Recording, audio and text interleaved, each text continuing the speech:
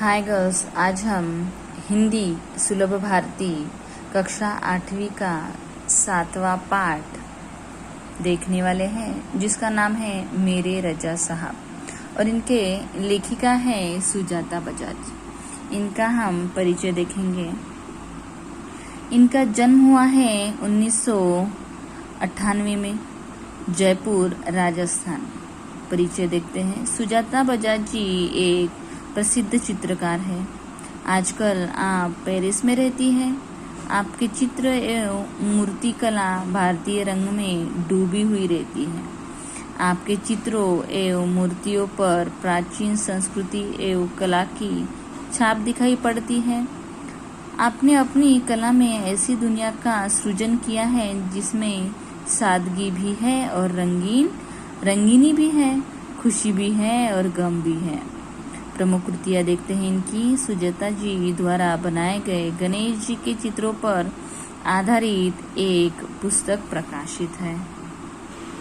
गद्य संबंधी देखते हैं। प्रस्तुत पाठ में प्रसिद्ध चित्रकार सैयद हैदर रजा के बारे में लेखिका सुजाता बजाज ने अपने संस्मरण लिखे हैं। यहाँ रजा साहब के सर्वधर्म समभाव, मानव मात्र से प्रेम, युवा कलाकारों को प्रोत्साहन, उनकी जिज्ञासा वृत्ति, कृतियों के प्रति लगाव आदि गुणों को दर्शाया है।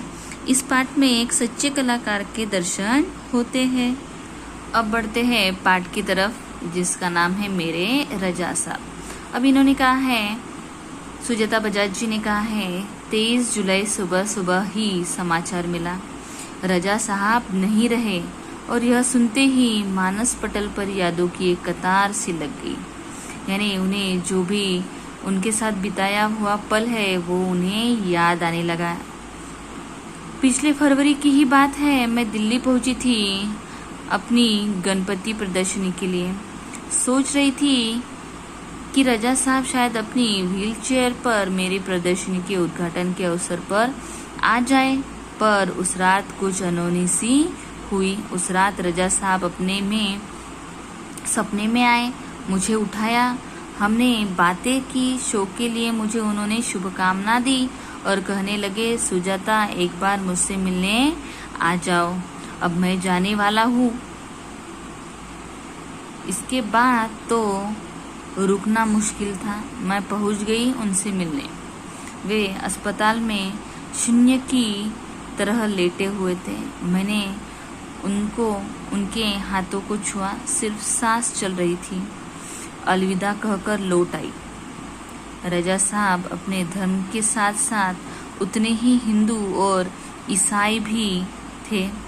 उनके स्टूडियो में गणपति की मूर्ति, क्रॉस, बाइबल, गीता, कुरान, उनकी माँ का एक फोटो, गांधी जी की आत्मकथा व भारत से लाई हुई मोगरे की कुछ सूखी मालाएं, सब एक साथ रखा था।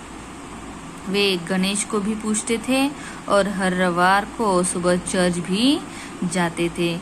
वो धर्म से मुस्लिम थे, पर वो सब जाति और धर्म के लोगों को एक समान मानते थे।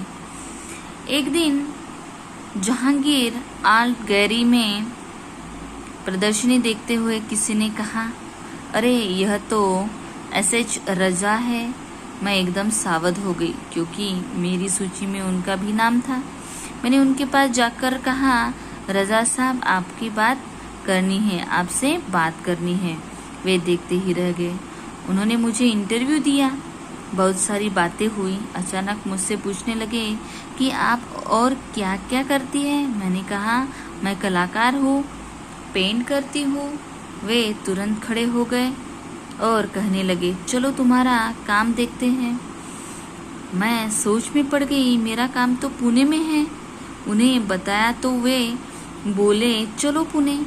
ताज होटल के सामने से हमने टैक्सी ली और सीधे पुणे पहुँचे। उन्होंने मेरा काम देखा और फिर कहा, आपको पेरिस आना है, आपका भविष्य बहुत उज्जवल है।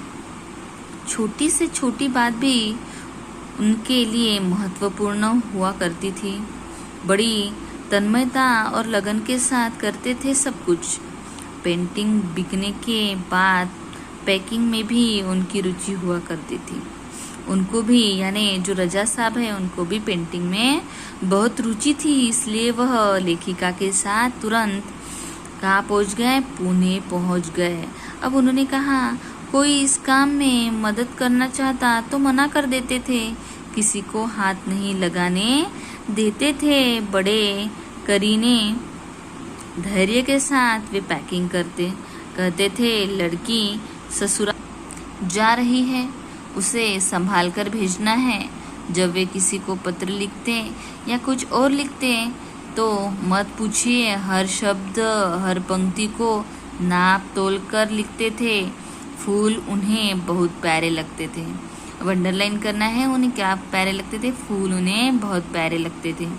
मुझे याद है 22 अक्टूबर 1988 को मैं लंदन से पेरिस के गार्दिनो स्टेशन पर ट्रेन से पहुंची थी। रजा साहब स्टेशन पर मेरा इंतजार कर रहे थे। ट्रेन लेट थी पर वे वही डटे रहे।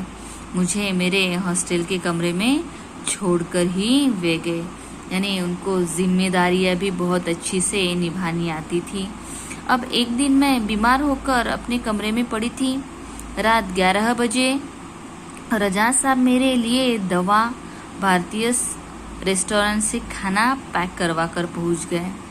मेरे घर वालों को फ़ोन करके कहा आप लोग चिंता न करें, मैं हूँ पेरिस में सुजाता की चिंता करने के लिए। अब हर बार जब मैं या रजा साहब पेंटिंग पूरी करते तो सबसे पहले एक दूसरे को दिखाते।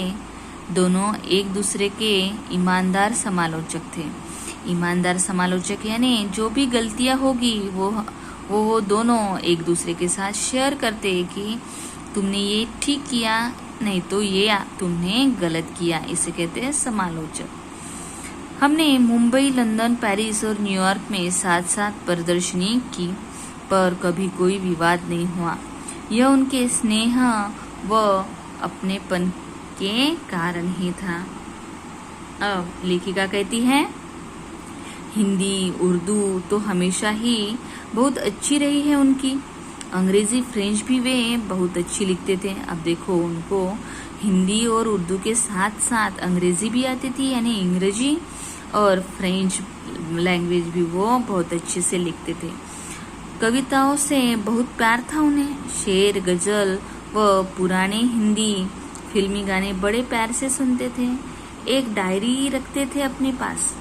अब उनको जो भी उनके मन में आए, दिल में आए, वो नोट करते थे हमेशा उनकी डायरी में। इसलिए वह क्या रखते थे? डायरी रखते थे।